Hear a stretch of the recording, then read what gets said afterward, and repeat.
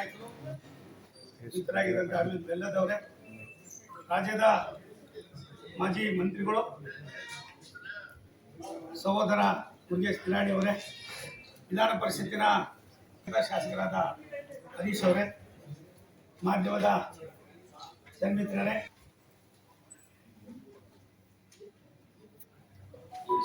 ಚುನಾವಣೆ ನಡೀತಾ ಇದೆ. ಅದೇ ರೀತಿ ದಿವಂಗತ ಮೇಟಿಯವರ ಅಕಾಲಿಕ ಮರಣದಿಂದ ಬಾಗಲಕೋಟೆಯಲ್ಲೂ ಕೂಡ ಚುನಾವಣೆ ನಡೀತಾ ಇದೆ. ನಾನು ಮುರುಗೇಶ್ ನಿರಾಣಿಯವರು ನಾವೆಲ್ಲರೂ ಕೂಡ ನಿನ್ನೆ ದಿವಸ ಬಾಗಲಕೋಟೆ ಬಿಡಿ ಚಿತ್ರಣವನ್ನು ನೋಡಿ ಸಾಕಷ್ಟು ಕಡೆ ಸುತ್ತಾಡಿ ಬೆಳಗ್ಗೆ ಇಲ್ಲಿ ಬಂದ್ವಿ. ಅಲ್ಲಿಯ ಚುನಾವಣೆಯ ವೈಖರಿನೇ ಬೇರೆ. ಇಲ್ಲಿ ಒಂದು ರೀತಿ ಒಂದು ಅಲ್ಪಸಂಖ್ಯಾತರ ಸಮಾಜ ಸ್ವತಂತ್ರ ಬಂದು ಸುಮಾರು 75 ವರ್ಷ ಆದಮೇಲೆ ಧೈರ್ಯವಾಗಿ ನಮ್ಗೆ ಅನ್ಯಾಯ ಆಗಿದೆ, ಅದಕ್ಕೆ ನಾವು ಬುದ್ಧಿ ಕಲಿಸ್ತೀವಿ ಅಂತ ಹೇಳಿ ಒಂದು ಸಂದೇಶವನ್ನು ಕೊಟ್ಟಿರ್ತಕ್ಕಂಥ ಉದಾಹರಣೆ. ನಾನು 10 ಉಪಚುನಾವಣೆಗಳನ್ನು ಎದುರಿಸಿದ್ದೇನೆ, ಚುನಾವಣೆ ಮಾಡಿದ್ದೇನೆ, ನಾನೇ ಸಾಕಷ್ಟು ಚುನಾವಣೆಗಳನ್ನು ಫೇಸ್ ಮಾಡಿದ್ದೇನೆ. ಈ ರೀತಿಯಾದ ಸನ್ನಿವೇಶ ದಾವಣಗೆರೆಯಲ್ಲಿ ಸನ್ನಿವೇಶ ಯಾವುದೇ ಕಾರಣದಲ್ಲೂ ಕೂಡ ಎಂದೂ ಆಗಿಲ್ಲ. ಇದಕ್ಕೆ ನಾನು ಅಲ್ಪಸಂಖ್ಯಾತ ಬಂಧುಗಳಿಗೆ ಭಾರತ ಸರ್ಕಾರ, ವಿಶೇಷವಾಗಿ ರಾಷ್ಟ್ರದ ಪ್ರಧಾನಮಂತ್ರಿಗಳು ಎಲ್ಲ ಜಾತಿ ಎಲ್ಲ ವರ್ಗದವರಿಗೆ ಸಮಾನತೆಯನ್ನು ಕೊಡುವುದರ ಮುಖೇನ ಪ್ರತಿಯೊಬ್ಬರು ಕೂಡ ಮುಖ್ಯವಾಹಿನಿ ಬರಬೇಕು ಅನ್ನುವ ಅವರ ದೂರದೃಷ್ಟಿಯ ಚಿಂತನೆಗೆ ಕರ್ನಾಟಕದಲ್ಲಿ ದಾವಣಗೆರೆ ಒಂದು ದಿಕ್ಸೂಚಿಯನ್ನು ನೀಡ್ತದೆ ಅನ್ನೋದು ನನಗೆ ಇರ್ತಕ್ಕಂಥ ವಾಸ್ತವ ಸಂಗತಿ. ಅದಕ್ಕೋಸ್ಕರವಾಗಿ ನಾನು ಅಲ್ಪಸಂಖ್ಯಾತ ಬಂಧುಗಳಿಗೆ, ಮುಖಂಡರಿಗೆ, ಮತದಾರರಿಗೆ ಈ ತೀರ್ಮಾನ 9ನೇ ತಾರೀಕು ಬೆಳಗ್ಗೆಯಿಂದ ಸಂಜೆವರೆಗೂ ಕೂಡ ನೀವು ಮಾಡಿದ್ದೆ ಆದರೆ ಮುಂದೊಂದು ದಿನ ಆ ಸಮಾಜಕ್ಕೆ ಯಾರು ಕೂಡ ನಮಗೆ ಇದೇ ಪಾರ್ಟಿ ಅನಿವಾರ್ಯ ಅನ್ನೋದನ್ನ ಎಲ್ಲ ಅನ್ನೋದಕ್ಕೆ ನಮಗೇನೋ ಅನ್ಯಾಯ ಆದರೆ ನಾವು ಕೂಡ ಬುದ್ಧಿ ಕಲಿಸ್ತೀವಿ ಅಂತ ಹೇಳೋದಕ್ಕೆ ಒಂದು ದಿಕ್ಸೂಚಿ ಆಯ್ತದೆ. ಈ ಕೆಲಸವನ್ನ ಮಾಡ್ತಾರೆ ಅನ್ನೋ ಒಂದು ನಿಖರವಾದ ವೆಸ್ಟ್ ಬೆಂಗಾಲ್ ಯಾವ ರೀತಿ ಇದೆಯೋ ಅದೇ ರೀತಿ ನಡ್ಕೋತಾ ಇದೆ ಸರ್ ಕರ್ನಾಟಕನು.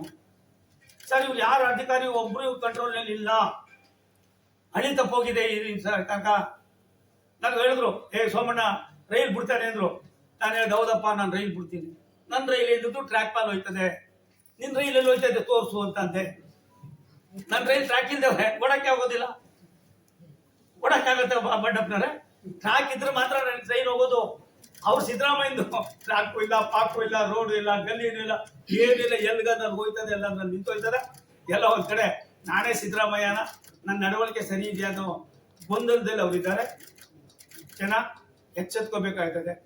ನಾವೇನು ಮಾಡಿದ್ರು ಕೂಡ ನಡೀತದೆ ಅನ್ನುವ ಅವರ ಒಂದು ಹಾಮಿ ಇದೆಯಲ್ಲ, ಇದಕ್ಕೆ ಮುಕ್ತಿಯನ್ನು ಕೊಡ್ತಕ್ಕಂಥದ್ದು ಅವಶ್ಯಕತೆ ಇದೆ. ಆ ಕೆಲಸನ ಈ ಭಾಗ ಜನ ಮಾಡ್ತಾರೆ. ಸರ್ ಒಂದು ನಿಮಿಷ ಸರ್, ನಿಜ ಸರ್, ಯಾವ ದುಡ್ಡು ಸರ್? ಸರ್ ಎಷ್ಟಿತ್ತು ಸರ್ ನಿಮಗೆ ಎಕ್ಸೈಜ್ದು? 15,000 ಕೋಟಿ ಇತ್ತು ಸರ್, 45,000 ಕೋಟಿ ಮಾಡ್ಕೊಂಡವ್ರು.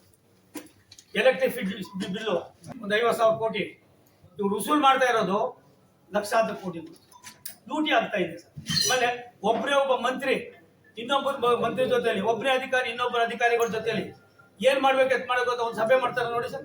ಬನ್ನಿ ಸರ್ ನೀವು ನಮ್ಮಲ್ಲಿ. ಭಾರತ ಸರ್ಕಾರ, ಸನ್ಮಾನ್ಯ ನರೇಂದ್ರ ಮೋದಿ ಅವರ ಕಾರ್ಯವೈಖರಿ, ಅವರ ದೂರದೃಷ್ಟಿ, ಅವ್ರ ನಡವಳಿಕೆ ಎಷ್ಟಿಗಿದೆ ಅಂತ ಅಂದ್ರೆ ಅದು ಆನಂದ ಆಯ್ತದೆ. ನಾನು 1 ವರ್ಷ 11 ತಿಂಗಳಲ್ಲಿ ನನಗೆ ತಿಳಿದ ಮಟ್ಟಿಗೆ ಮೋದಿಜಿಯವರು ಈ ದೇಶಕ್ಕೆ ಯಾವ ರೀತಿ ಇನ್ನೊಂದು 50 ವರ್ಷಕ್ಕೆ ಆಗಬೇಕಾದ ಯೋಜನೆಗಳನ್ನ ಕಾರ್ಯರೂಪಕ್ಕೆ ತರ್ತಕ್ಕಂಥದ್ರಲ್ಲಿ ಮುಂಚೂಣಿಯಲ್ಲಿದ್ದಾರೆ. ಇಡೀ ದೇಶ ಅಭಿವೃದ್ಧಿ ಅಂತ ಹೋಗ್ತಾ ಇದೆ. ಆ ಹೋಗುವಂಥ ಸ್ಪಂದನದಲ್ಲಿ ಕರ್ನಾಟಕನು ಸೇರ್ಕೊಂಡ್ರೆ ಅಂದರೆ ಇವ್ರಿಗೊಂಥರ ಕಾಯಿಲೆ ಇದೆ. ಈ ಕಾಯಿಲೆಗೆ ಇವಾಗ ದಾವಣಗೆರೆ ಮತ್ತು ಬಾಗಲಕೋಟೆಯಲ್ಲಿ ಜನ ಬುದ್ಧಿ ಕೊಡ್ತು ಕಲಿಸ್ತಾರೆ.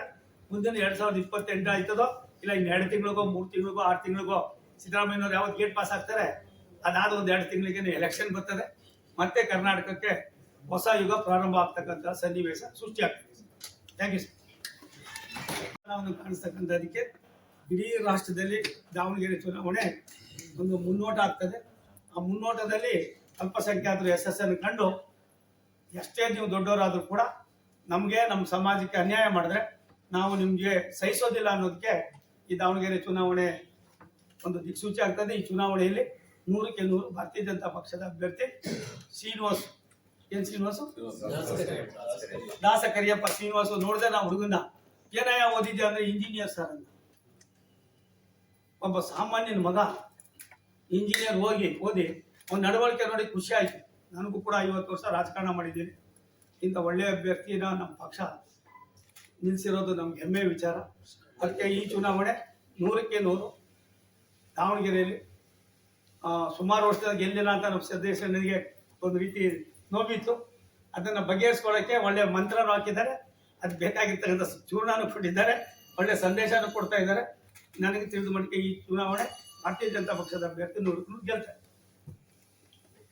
ಸರಿ, ಆಯುಷ್ಮಾನ್ ಭಾರತ್ ಯೋಜನೆ 70 ವರ್ಷದ ಮೇಲ್ಪಟ್ಟವ್ರಿಗೆ ಅದೊಂದು ಸ್ಕೀಮ್ ಇದೆ, ಅಡಿಷನಲ್ ಆಗಿ ಕೊಡ್ತಾರೆ. ಅದು ಸರಿಯಾಗಿ ಇಲ್ಲ ಸರ್.